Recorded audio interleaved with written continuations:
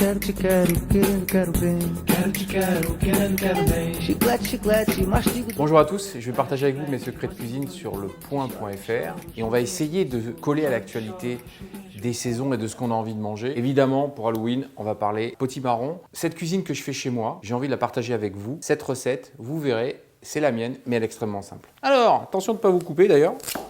C'est dangereux, le potimarron. Qu'est-ce que ça sent bon. C'est dur à éplucher. Alors moi, j'ai une petite technique. Je coupe en morceaux. Prenez un petit couteau. J'ai l'idée d'utiliser soit du hareng, soit de l'anguille, parce que quand on coupe le potimarron, ça sent. Et je trouve qu'on a un côté extrêmement iodé. Et le côté fumé qu'on aime retrouver avec le lard fumé, je suis allé le chercher avec un poisson fumé. Mais à la limite, j'allais vous dire, si jamais vous n'avez pas de hareng, vous avez du saumon fumé, je suis sûr que c'est super bon. On peut mettre un petit oignon. On met à chauffer une casserole. Dedans, on met un bon filet d'huile d'olive de la maman de mon épouse. Il y a des oliviers au Portugal. Et là, j'émince le potimarron. Si on fait des petits morceaux comme je fais, ça cuit plus rapidement. Pour le service, on va faire des petits copeaux. Alors, mandoline, on fait attention de ne pas se couper. L'oignon est en train de suer. On va rajouter le potimarron. Et une soupe, ça ne se sale pas à la fin, ça se sale au début. L'anguille, le hareng, on met un peu de crème. Une petite goutte de tabasco dedans, avec un petit peu de sauce anglaise.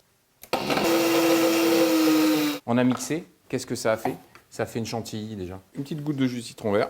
Il manque un tout petit peu de sel. Attention, si on mixe trop, ça peut faire du beurre. Hein.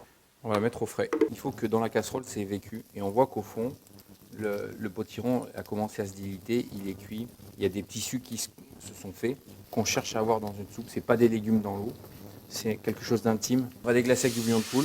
Avec la spatule, on va bien décrocher tout ce qui s'est passé. On le porte à ébullition. 15 minutes après, on prend le plus gros morceau, on vérifie qu'il est cuit. Un petit peu de crème. Il y en a pour aller une petite minute.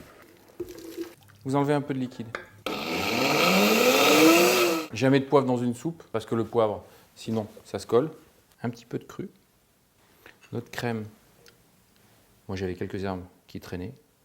Petite touche d'huile d'olive. Et maintenant, c'est à vous de le refaire.